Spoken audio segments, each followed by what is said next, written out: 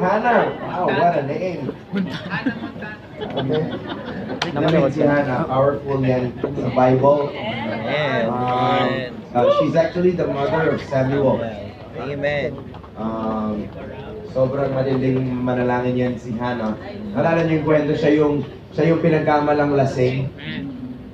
Tapos sabi nung priest, sabi nung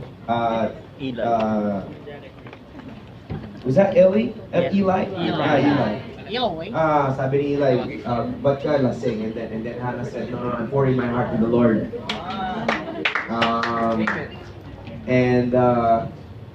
May portion doon, sabi ng Bible, sa kakaiyak ni Hannah dahil sobrang manalangin.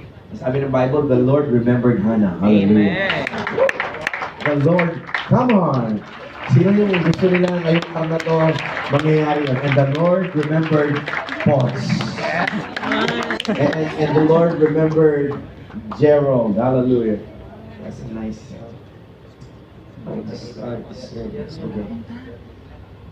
Okay. Remember that? The thing that we did last Saturday? Like involved, no? Pagmula dun sa woman with an alabaster jar. Tapos, last week pala yun. We had that moment, remember? When we saw the cross.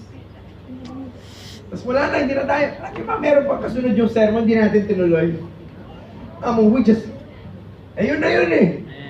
And I could still remember yung mga artista natin na bigla na lang silang umalis. Or they just got caught in the moment. So tuloy natin yan. I want to speak on a message entitled Worthy of the Good News. Worthy of the Good News. Kaya mix yung reaction, hindi natin alam kung ano ba to. Maganda ba to? Maganda ba to o masakit? Amen? Philippians chapter 1:27, we're gonna get our inspiration from this. Above all, you must live as citizens of heaven. Wow! Amen. You're not just a Filipino citizen. You're a citizen of heaven. Wow! Ganda na, no? Parang hindi kayo natuwa. Amen? Come on! You're a citizen of heaven. Kaya amoy langit ka eh. Tunog langit. Amoy langit. Amen? Because you're a citizen of heaven. Above all, you must live as citizens of heaven, conducting yourselves in a manner worthy of the good news about Christ. So, the Apostle Paul is encouraging us. Sabi niya ganon, we must live our lives in a manner worthy of the good news about Jesus Christ. In other words, when you talk about the good news, kailangan yung buhay natin naka-level dun sa gospel. Kapag ba nakikita yung buhay natin, masasabi ba nila, ay, itong buhay na to, it is, wow, grabe. Talagang halata, buhay na buhay yung gospel sa kanya. That's what we're gonna talk about today. Amen? Because that is what Paul says. We need to live our lives in a manner worthy of the good news about Christ. Amen. And so we're gonna go back to the good news. And I love the fact that our exhorter for the love offering read this, and we're gonna go through it. That's the good news. John chapter 3, verse 16. That's the good news. And we're gonna go through it like bit by bit. For God, sabi na John 3:16, for God who is holy and almighty and all-powerful, so greatly loved and dearly prized the world that He even gave His one and only begotten Son. What's His name? Jesus. Next line. So that whoever believes and trusts in Him as Savior shall not perish, meaning go to hell, but have eternal life. So that's the good news. So ibig sabihin, ito yung good news. Kailangan, sinasabi ni Paul, yung buhay natin, kailangan akma dun sa good news. Amen. Ibig sabihin, when people look at our lives, they must be able to say, wow, this guy, he really understands the good news, and his life is so worthy of the gospel. Amen. That's our goal. That has to be our goal, sabi ni Apostle Paul. Amen. Parang hindi ka natutuwa. May point ba? May point. So ito yung good news. God so loved the world that He gave His Son, Jesus, His only begotten, so prized Son. His name is Jesus. And so whoever believes in Him will not go to hell, but he will have eternal life. That's the good news. That's the gospel. And us, sabi ni Paul, kailangan yung buhay mo naka-align dun. Amen. Okay, so we're getting somewhere. And so that isa-isahin natin yon, yung truth, yung John 3:16.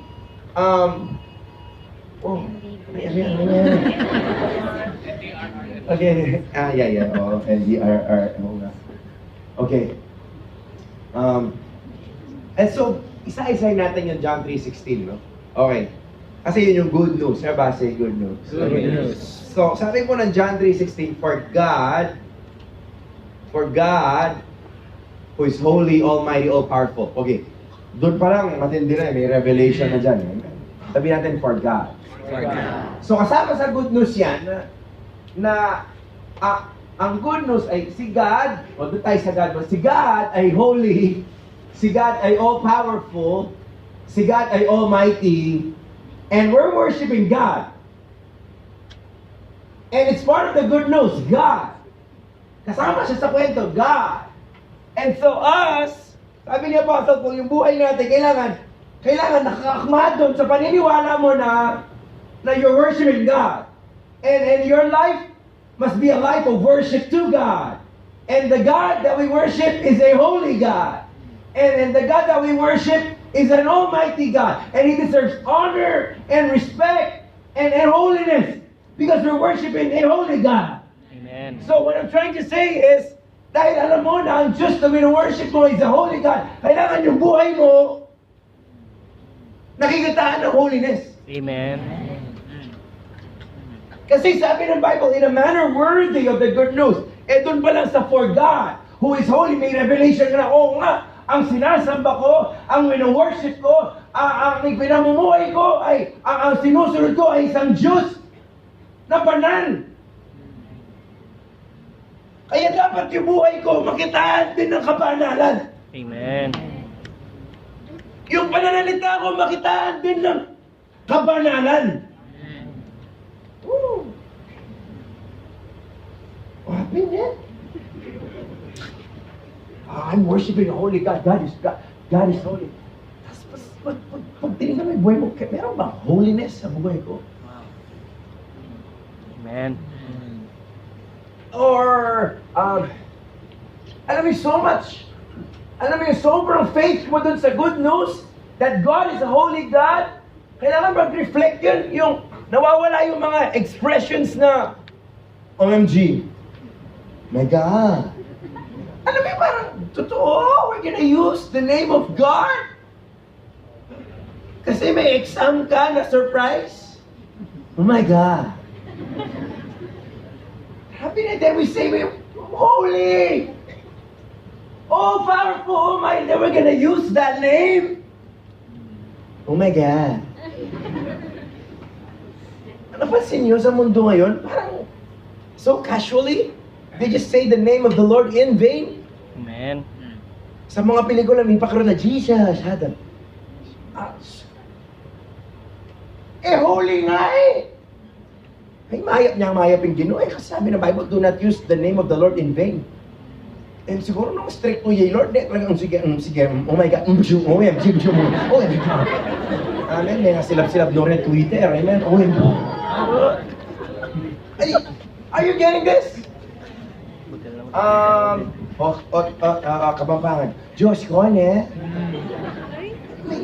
you say the name of the Lord in vain? And then you understand that the God, sabi, sa una pa lang, God is holy. We have to give Him the respect and the reverence that He deserves. Doon pa lang, good news, God. Amen. Amen. Are we getting this? And so I'm praying that after today, magbabago yung, magle-level up yung holiness sa buhay natin. Amen. Amen. Alam mo yun, wala na yung mga green jokes. Amen. Wala na yung mga coarse jokes. Wala na yung, yung parang you take God so lightly. Amen. Parang nararamdaman ko yung mga, yan na naman yung, nakasabak mga ano, no?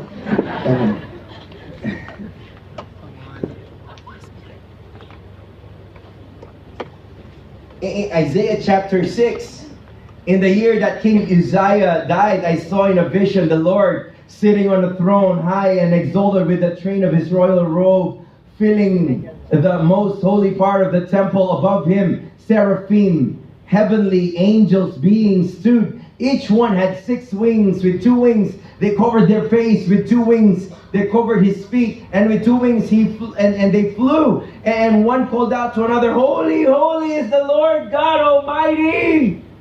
The whole earth is filled with your glory. Man, this is a description of God, the God that we worship, so holy, without sin. And even the angels, they were covering their faces because they were in awe of the holiness of God. And us, we're here, we're given that privilege to live a life of worship. Question, are we giving enough respect and reverence to the holiness of God that when people look at our lives, they could say with honesty and sincerity, wow, this guy, his life, his holiness, so much worthy of the gospel.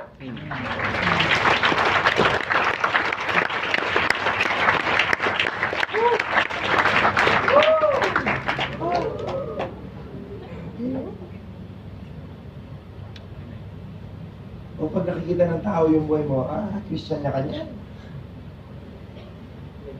So, mag-worship niya kanya. Kalyang-kalya niya, Lord. Amen. Diba rin, ang kakantahan na ka, Lord, pamalikano lyrics, gagawa nun, joke.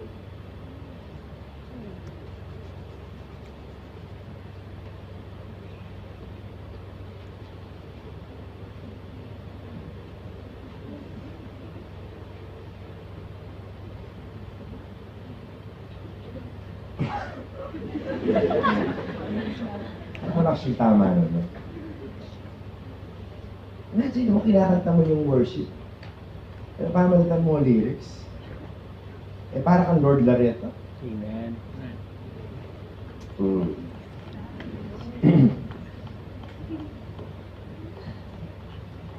Uwi na tayo.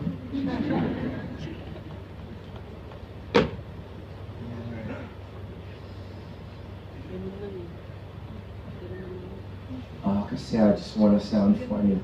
Man, you're gonna compromise your holiness for being funny? Amen. Ang masakit pa nung pag tinolerate natin, pag may nagganon, tapos tumawa tayo, galing mo mag-joke. Kaya beta nun. Amen. Again, it all boils down to your revelation of who God is. When you understand that God is a holy God without sin and almighty, all powerful, and you get that vision, you know in your heart by faith that this is the God that you worship, and it has to have an effect in the way we live our lives.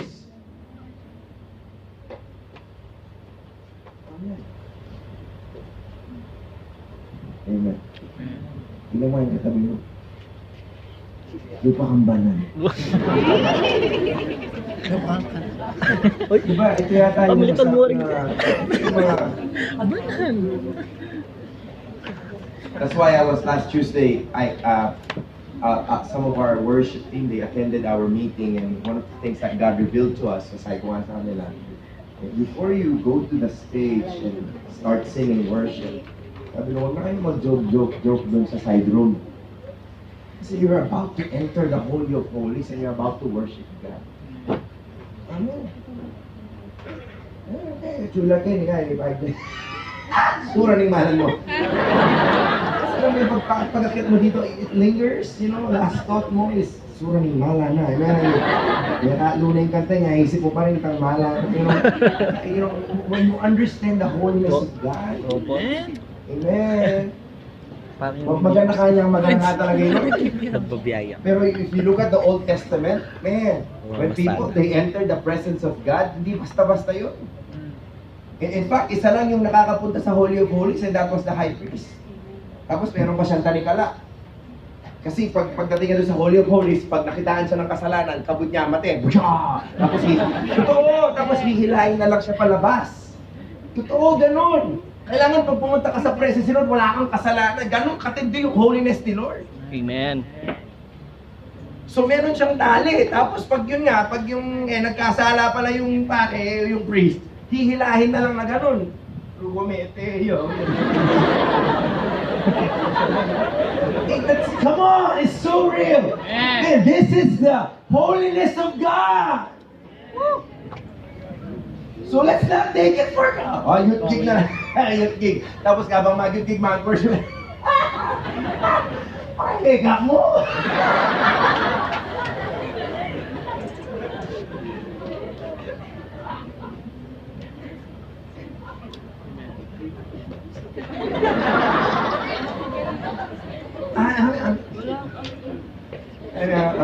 Unahan mong buli mo, Kuya Rob, ano ang gusto mo? Take it, Lord, Alam mo naman kasi, yung nag-e-enjoy ka sa pag-worship at saka yung nilalaro mo na lang. Come on, come on, come on! Come on! Hey, a life worthy of the gospel, of the good news. A life of worship. Yun nga yung illustration last week, diba? If you understand that God is with you all the time, you gotta give reverence and holiness and enough respect and honor because you know that God is with you. And when people see your life, grabe na talaga yung kabisang may kakasalan eh. And then they ask, bakit na nung matino din kami sabi ka kasala? And then you tell them, because I understand that God is with me.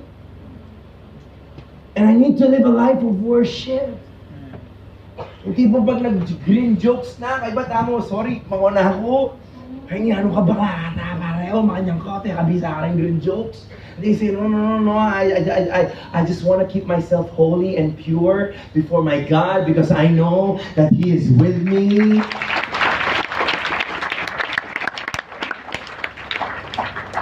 Amen. Am I making sense of it? Amen. Amen. Grabe na, nandun pa lang tayo sa unang part. A life worthy of the gospel is a life of worship. When people look at our lives, can they see a life that really worships God? Can they sense the holiness? Can they sense the worship and the love that we have for God? Can they hear statements like, all right, I'm going to choose God. I'm doing this for God. I'm giving this up because of my devotion to God. Can they honestly see that you give so much honor and respect to the presence of God wherever you are? Man, can they sense that?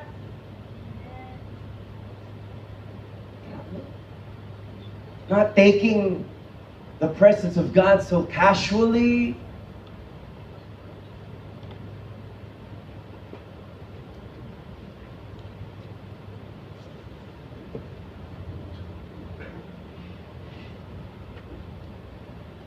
In my speech, can they sense holiness? In my walk, can they sense holiness? In my worship, can they sense holiness?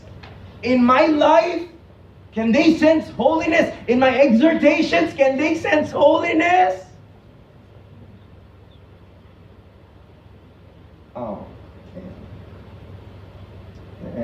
and you know, just I know in my heart, the Lord was telling me this. I know in my heart that I am the least qualified to preach about this, and I'm not saying that I perfected it all, but you know, it's a reminder from the Lord, man, rule. Where's the holiness? Where's the reverence?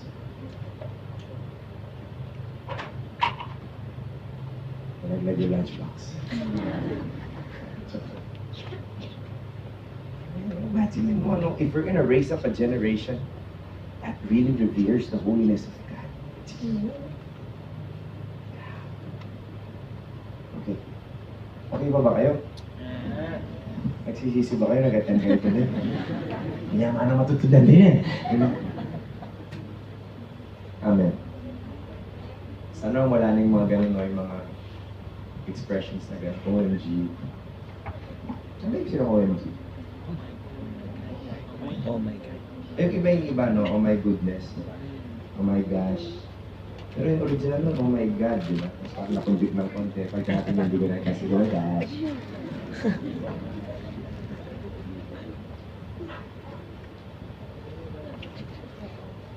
Okay.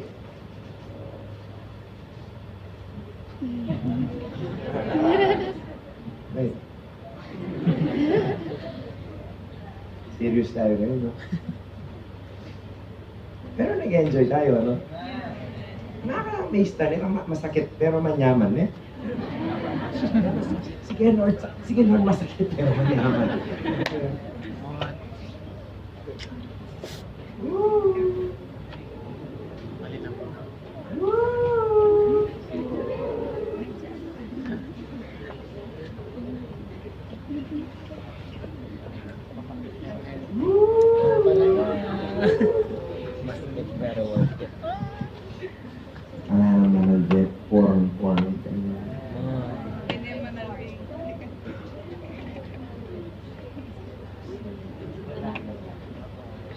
Okay, tuloy natin ba?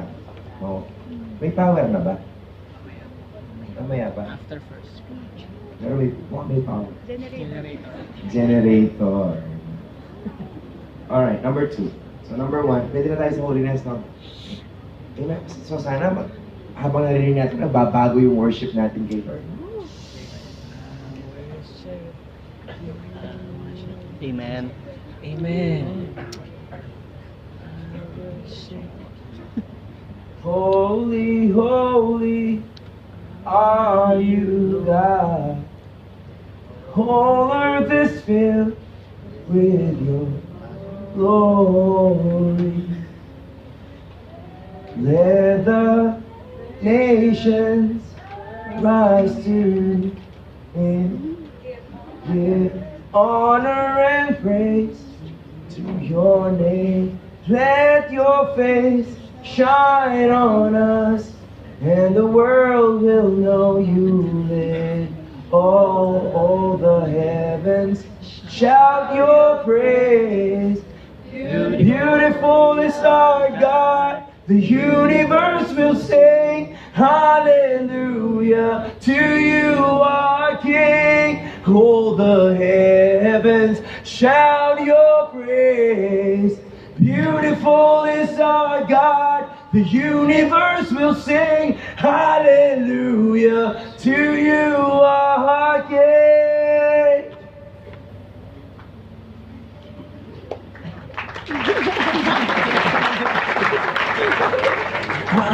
Amen. Amen. We see, even the songs, we could sing them and just sing them, or we could sing them and really worship God. You could sense the difference. Amen. Ganda na pag line-up natin next week. Maganda yun. Anong title mo? Okay, heavens. Second, okay. Are you okay ba? Okay ba? Sabihin nyo lang pag ayun na. Masyado nang masakit stunan eh. Okay, may natura na ako sobra na. Okay. Second, truth about the humility of Jesus. Kasi di ba, for God so loved the world that He sent His Son. who is God, becoming man, and that is Jesus. And so that part of the gospel, it shows us the humility of Jesus. And so, a life that is worthy of the gospel must be a humble life. Agree, disagree? Agree. Okay, Philippians chapter 2, let's read. Sabi ng Bible, you must have the same attitude that Christ Jesus had. Though he was God, he did not think of equality with God as something to cling to. Verse 6, though he was God, yet he did not think of equality with God as something to cling to. Kahit siya Diyos, sabi ng Bible, hindi niya pinahawakan yung karapatan niya na, okay, Diyos ako. No. Ang sabi ng Bible, Jesus did not cling to those rights. He did not cling to that. Next line, verse 7. Instead, he gave up his divine privileges. He took what's the word? Humble position of a slave and was born as a human being when he appeared in human form. Next line, verse 8. He humbled himself in obedience to God and died a criminal's death on a cross. So you see, the level of humility of Christ, talagang to the lowest level. Isa-isay natin, no? Isaiah chapter 6, di ba? God, who is holy, you holy. Talagang grabe, talagang, whoa, God! And then Jesus, who's God, humbles himself to become man. Are you getting this? So God humbles himself to become man, and then he further humbles himself to become a servant, and then he humbles himself to die, and then he humbles himself for more by dying a criminal's death on the cross. Grabe talagang.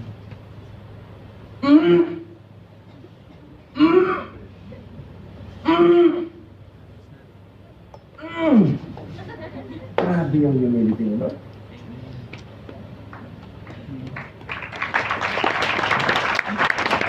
And on the other hand, you find a verse in Isaiah, which is the spirit of Satan, which is the spirit of pride. Let's read Isaiah chapter 14, verse 12, side of the Bible. How you are fallen from heaven, talking about the spirit of Satan. O shining star, son of the morning, you have been thrown down to the earth. You who destroy the nations of the world. Talking about Satan. For you have said to yourself, I will ascend to heaven and set my throne above God's stars.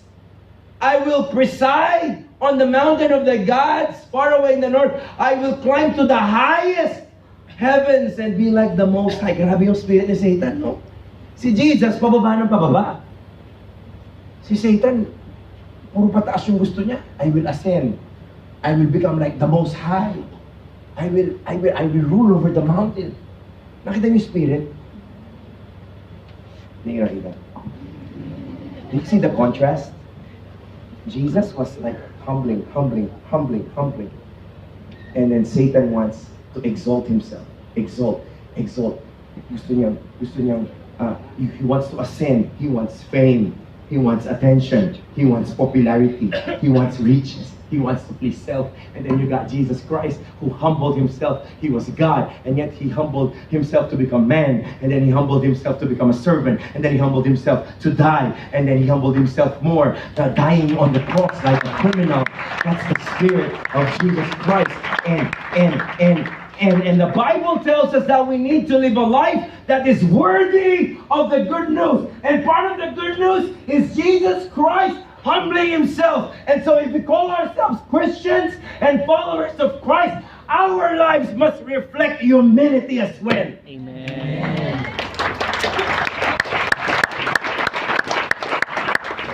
Amen. Patay na naman yung selfie ngayon. Kasi si Satan, yung spirit niya, nakita nyo? Ulitin natin yun. Tingnan nyo yung spirito ni Satan. 14:12, Isaiah. How you are fallen from heaven, O shining star, son of the morning. You have been thrown down to the earth, you who destroyed the nations of the earth. For you said to yourself, I will, what's the word? Ascend. Oh, buri na ng Diablo. Ascend. Promote. I will ascend to heaven and set my throne above God's own.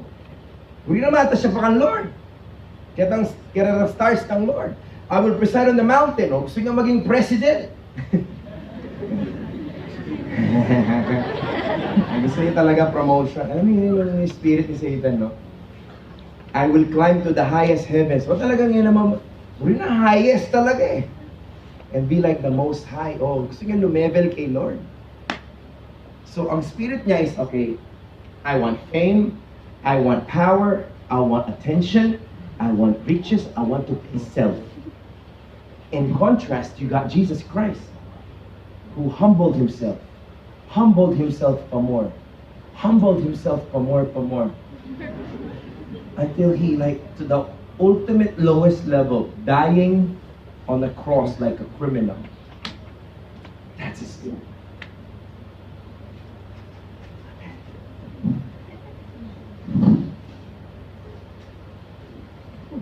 Sabi mo sa katay mo, talagang minala ko yung kayabangan eh. Sige, tapikan mo.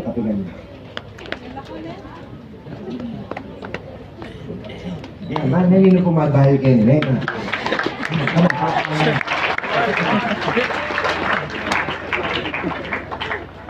Oh yeah, it was all me. Yeah, I did it. Yeah. All me, man, all me. Yeah, I want to be famous. All me. Yeah. Oh, yeah.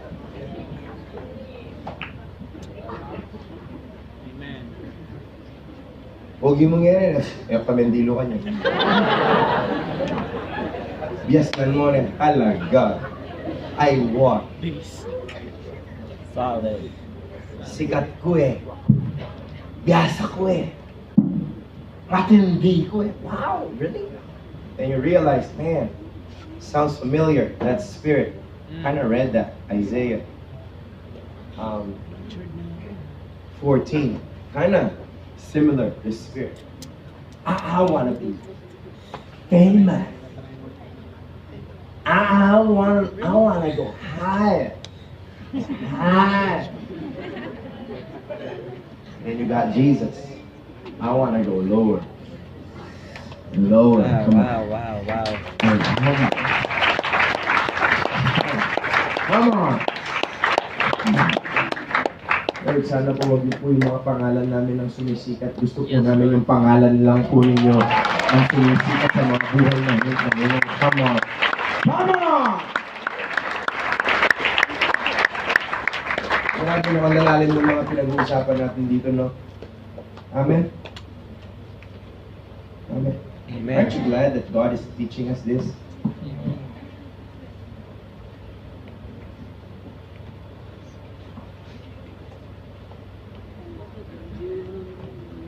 May oras pa ba?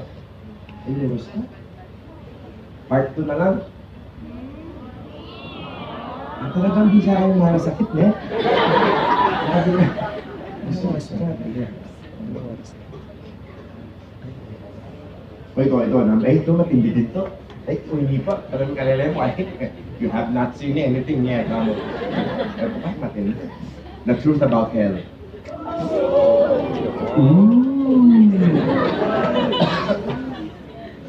Basahin natin yung John 3:16 ulit. For God so loved the world. What?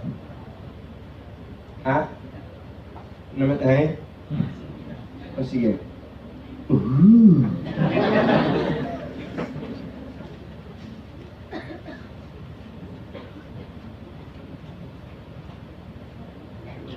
Antayin natin. May chance pa. May chance?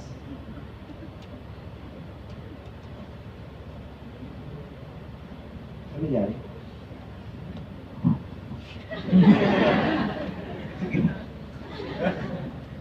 Okay. Yung power kulang. Ano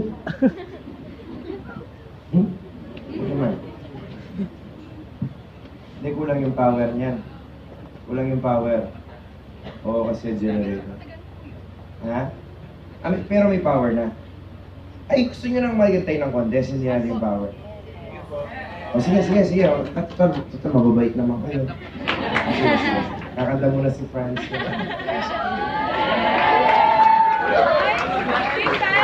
Well, friends, ha? Dapat yung sisikat ni Lord, alwahi ka, ha? Ha?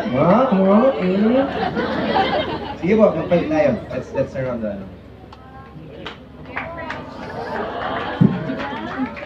Alam nyo ang lesson dyan.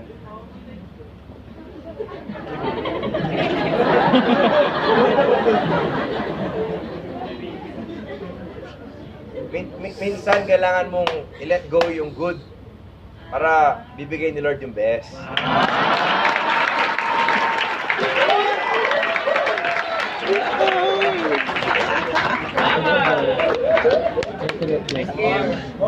That's a good thing you're talking about. So, konting paghihintay, konting discomfort, pero worth it.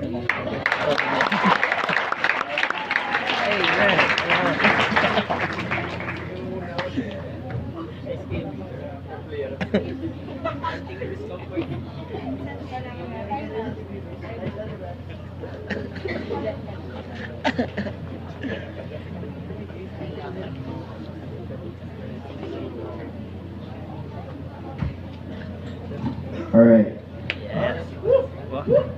Konting discomfort, konting waiting, Amen.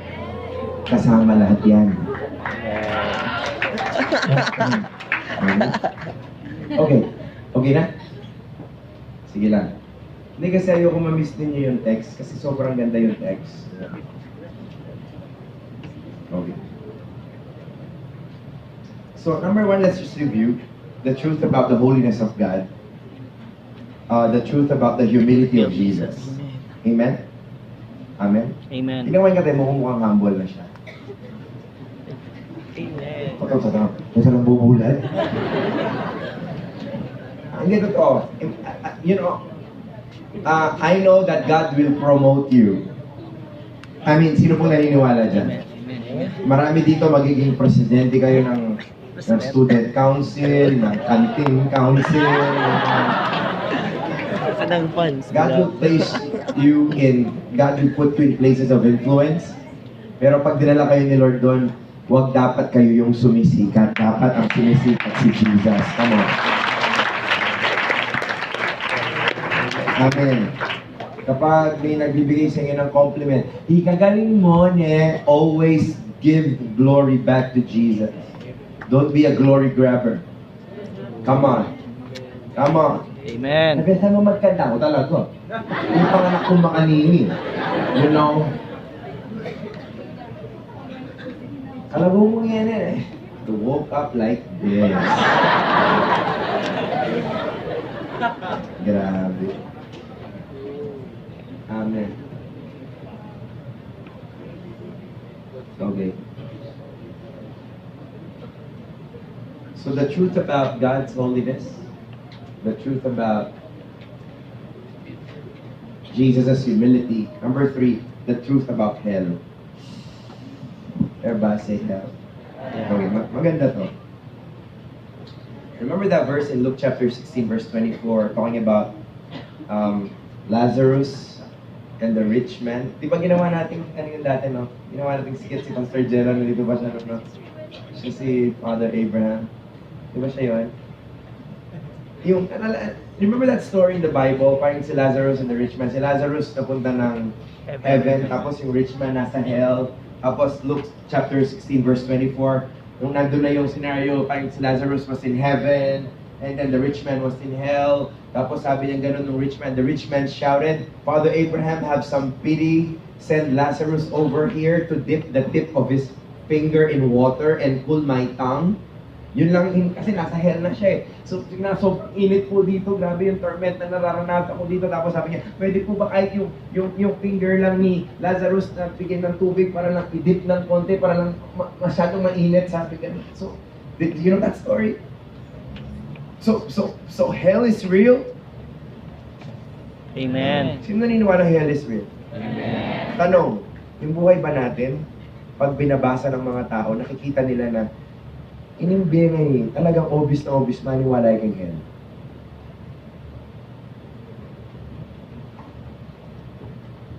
Takot siya talaga kay Helen. Ibig sabihin, sobrang takot mo sa kasalanan na talagang masasabi nila, oo nga, talagang naniniwala nga siya sa hell kasi sobrang takot siyang magkasala. Ay, what to do yung hell? Talagang wala naman. Ay, talagang wala kapali. O, may nakasala ka pa rin.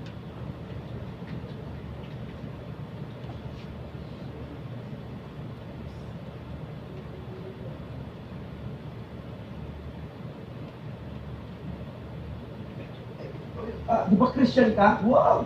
Di ba maniwala kayo ting hell? Wala, ito grabe. At supin kayong Bible, Itang rich man ang boy Lazarus, itang rich man ni puntahin kay hell, kaya ba't Lazarus, sabi na nitang rich man, sige yung Lazarus, adyang mabasaan ba ito? Nakamali kasi kayo, totoo yan talaga yung hell, babasa. Paano walang talaga ting hell? Totoo, maniwala kayo, obat, ang kabuli kayo kasalanan.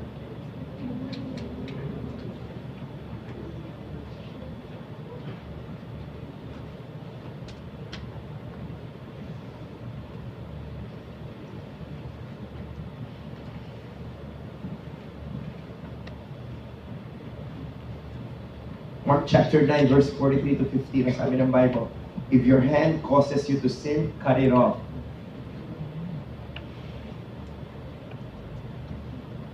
Sabi na next week, linugta mo, lahat ang gamat gano'n. I mean, this is Jesus talking about the seriousness of sin. If your hand causes you to sin, cut it off. It's better to enter eternal life with only one hand than to go into an unquenchable fires of hell. If your foot causes you to sin, cut it off. Grabe, linugtangan next week, lahat ang bitis, Ang nangyari, Kenny. It's better to enter eternal life with only one foot than to be thrown into hell with 2 feet. And if your eye causes you to sin, gouge it out. Grabe, next week maka-shades na. Sabi na, grabe si Jesus to Kung yung mata mo, kinukos ka magkasala, tanggalin mo na. Kasi mas mabuti pang pumunta ka ng langit na may isang mata kaysa pumunta ka ng impyerno, dalawa nga yung mata mo. Amen. But, wait, you're clapping your hands for that? I mean, really? I mean, you're nakaka-bless, Pinapalakpakan natin yung mga ganung bagay. Oh, we're growing. Kasi dati pinapalakpakan natin, sige, ito masya yung grade mo. Ngayon, di ba? Nung tanggit yung mata mo, may kasala, ilako mo papalakpak ta. Praise God, we're growing. I mean, these are things that are important to God. Nararamdaman po ninyo, nag-grow tayo dito. Praise God, at least pupunta ngayon sa gig. Alam mo, mga ganito yung naririnig mo, kailangan natin mapunta ka na ay punta ka bagit-bagit. Mag-pray na mata, may ka 95 ko. Oh, we're growing, man. Appreciate that. Clapping your hands for, man, I appreciate, really. Ganun kaseryoso si Jesus. And us, we're believing that there's hell.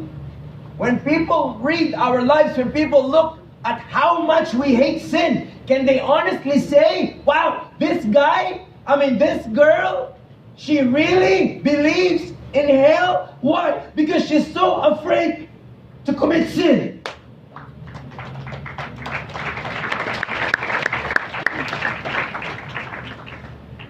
Amen.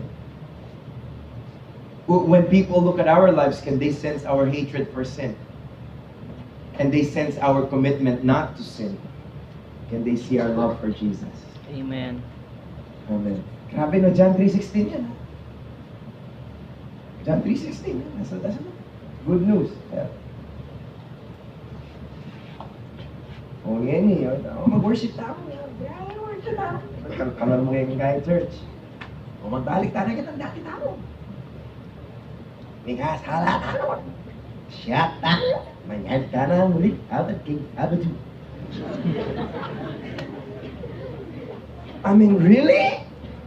Do we believe in hell? seriousness of sin.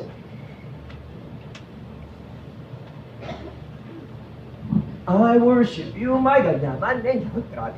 O, kamusta yung church? Grabe, may maxim ko. Grabe itang message talaga. Worship tayo. Ano yung Lord? Alimukin Diyos. Pati kayo. Tiyak mo, grabe. May maxim. May maxim ko. Ako so pagbalik sa school. O, tara, may bangop yata na ulit. Kaya marinig church ka. Kaya marinig na may the word. Kaya, Ali, ken mong church ito. At saka may babagsakan mo. Di ka naman, ang tinadyan ng Lord ito. Kaya Sabado, kanya tatawad. Are you really? Did we really? Come on, do we really believe in the consequences of sin and hell? That is what the Apostle Paul was saying. You know the good news. You read the Bible. Question, is your life worthy of the good news?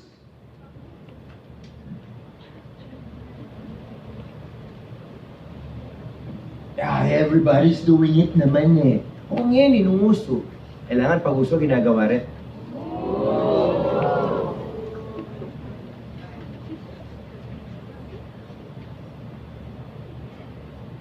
And you know what? I realized this. It's not like God is trying to be KJ and all. Yung parang, ay, God na KJ yan. No! Truth is, God is saving you. God is saving you. Because if we just flow and follow what the world dictates upon our lives, man, it's gonna lead to destruction. Huwag mo nang hayaang mabuhay ka na malayo kay Lord. Kasi nakakatakot. Amen. Okay? Pwede na yun. Meron pang 3 eh. Next week na lang. Oo. Grabe nga. O, makaluwataan na nangyari kay katamon eh. Talagang nakakamuha ng tama kanya. Pero, wow. Gusto nyo pa? O sige, last na lang. O ito medyo light kasi feeling ko. Number 4, the truth about Jesus' love.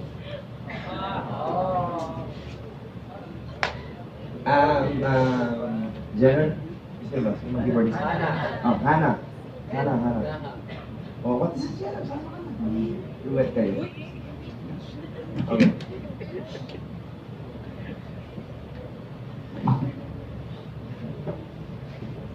Dito to, kaya nga ako minsan na ano yung sa mga bagay na parang hindi naman parang it puzzles me. Wow, what a word, puzzles, puzzling. One of the things that puzzles me is when I see someone who just prayed and worship, tapos pag nakita ko sa worship, grabe talaga todo bigay, tapos pagkatapos niya mag-worship, parang wala lang yung totoo, galing ba talaga siya sa presence ni Lord? Kasi nung talagang naranasan may Lord, kaya ba't ako holiness na naranasan, parang paglabas mo, hindi naman yung agad. may effect yun eh. Ako bisa na ako pagkatapos, luha-luha pa. Kaya ako bubulot kasi parang si Moses, di ba, yung nakita niya yung glory ni Lord, grabe pagbaba niya ng bundok, sobrang nagsishine yung mukha niya. Ibig sabihin, dala-dala pa rin niya. So parang, for me, really? Napus-pus ba talaga siya? Oo. Parang performance lang. Ay. Bakit? Please, Ben. Sige, Jet, tuloy mo na. Last na lang, the truth about his love. Uy, totoo, no, alam nyo. Parang every Saturday ngayon, nakikipaghagal ako kay Lord. Pag nakikita kong ganito yung mga sermon niya, Lord, pwede bang iba na lang po yung preach ko? Masyado pong heavy yata. Masyado po yata, baka po may ma-offend. Tapos sabi ni Lord, hindi, dyan tayo mag-grow. Amen. Ito, totoo, ito yung mga messages na nakakagawin. Every Saturday. I'm trying to negotiate with the Lord. Lord, I mean, God, it's Lord, they're just young, Lord. They're too young. Meron po nag-aaten na 8 years old, Lord. Baka hindi po. But the Lord, the Bible tells us, teach them while they're still young. Amen. You know, teach us. And you know, I even before I started like the whole thing. I know in my heart I am the least qualified to preach this. But you know, kasama po ninyong lahat, I'm growing as well. I'm maturing in the most. Sino po yung gusto mas pag-mature pa? Last na lang, the truth about His love. Jesus, God, became man because He loves us. When people watch our lives, can they sense the joy? Sino po dito yung naging naranasan mo na yung bigla kang naging gusto ng gusto mo rin? Alam mo yun yung... Hindi ko, sorry Kuya Jai, I didn't offend you. You know, forgive me Kuya Jai for being so insensitive. You know? And all no. Sino na yun yung magmula prep ka, ni-stalk mo na siya. Tapos yung nasa corridor ka, tapos inaabang-abang ni Ingat, tumuman na kanyang quarter. Alam mo yun, grade 1, grade 2, grade 3, grade 4 talaga inaasa. Grabe, siguro pag nagustuhan niya ako ng pinaka-missing girl, siguro. Tapos yung nag-i-imagine na kayo, yung grabe ako dito kami sana, tapos kakasal kami sa ganyan. Nagkakaroon kami ng limang anak, grabe. Tapos yung pangalan nila, si Christy, si Christopher, si Krista, si Cristo, at saka si Criselda.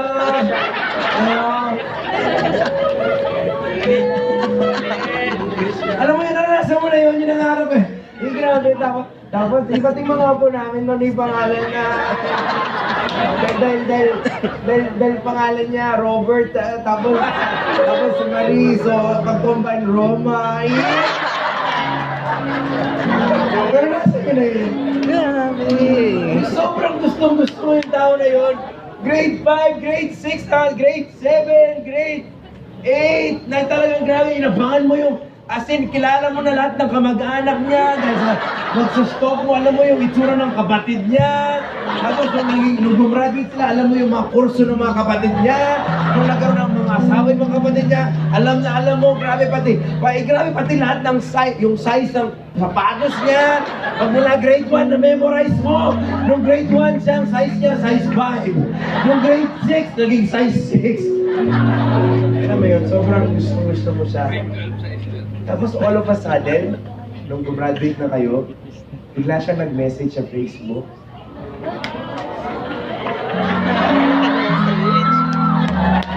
Dapat yan.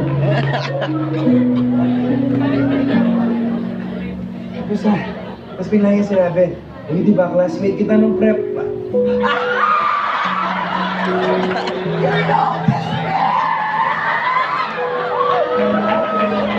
Di ba lagi ka nakatambay dun sa bandang corridor? Tapos bigla niya sinabi, you know, is it okay if, you know, minsan naman, labas tayo?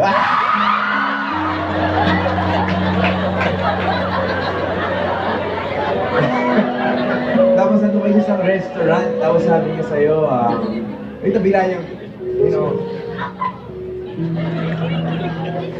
papaalam kita sa pastor mo, papaalam kita sa mga magulang mo. Kahit mahirap, sige, pagdadaanan ko yun. Kasi seryoso ko. Hindi lang kita crush. Gusto kita magkonsama.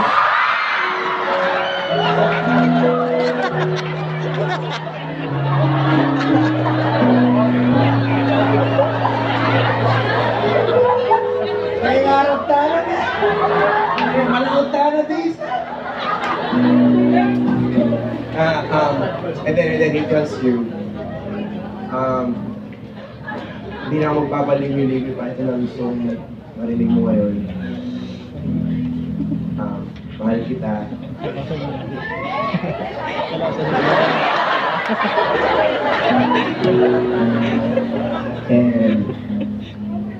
And I want to spend the rest of my life with you.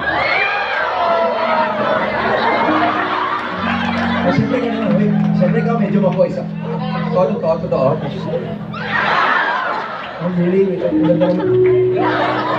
mo natin mga friends. Tapos tingwit mo na.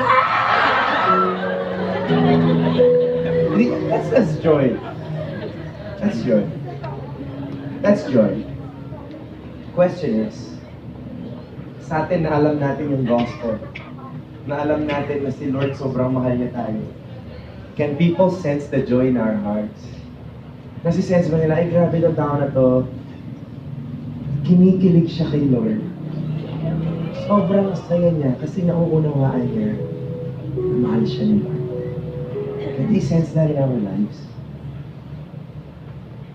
Sabi ka, ibalik mo lab na ka Lord. Wabali mo na ne. Naano mo ito ne? Gana-gana naman nabda ako ne. Naano ito ne? But you know, yung kilig na totoo, love. Ako kinako-convict ako kasi, kinikilig ako sa asawa ko, ganyan. We praise God for that, dapat naman yun. Pero, Lord, sa akin ba kinikilig ka ba? Ay!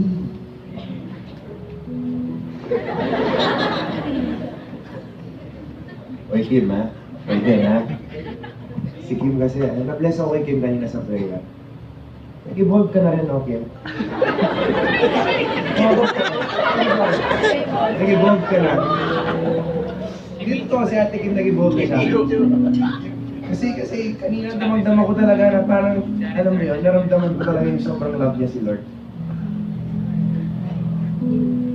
And I pray that, sana tayo din yung nag-evolve tayo. Huwag natin kalimutan na. Again, may epekto na naman, no? How you know God? The God of the universe. The God who spoke the worlds into existence. Man, the Almighty God, He's bigger than the universe. Ganun siya kalaki, ganun siya ka-powerful. And then He tells you, I love you.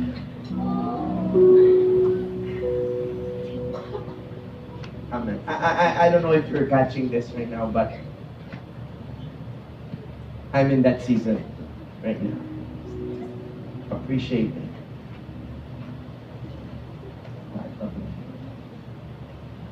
And it will affect everything that you do for Him. Totoo. Pag ganun yung puso mo na, grabe, mahal ako ni Lord. Totoo.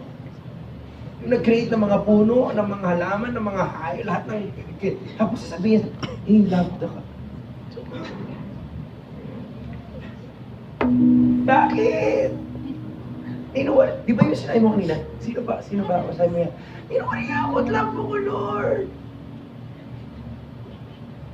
Ito pang matindi. Namatay siya para sa atin. Ang bihira niya. Amen. It's life-changing. But, I'm gonna end with that thought. Amen. Amen. And parang hindi ka natuwa. Amen. This is, as we meditate on that, I pray that, we're going to respond to the call of the Apostle Paul. Again, let's read Philippians 1:27. Above all, you must live as citizens of heaven, conducting yourselves in a manner worthy of the good news about Christ. Para pang ulan. Amen. Did you enjoy that? Amen. Yung naramdaman natin, bumait na naman tayo. Amen. Talagang, wow.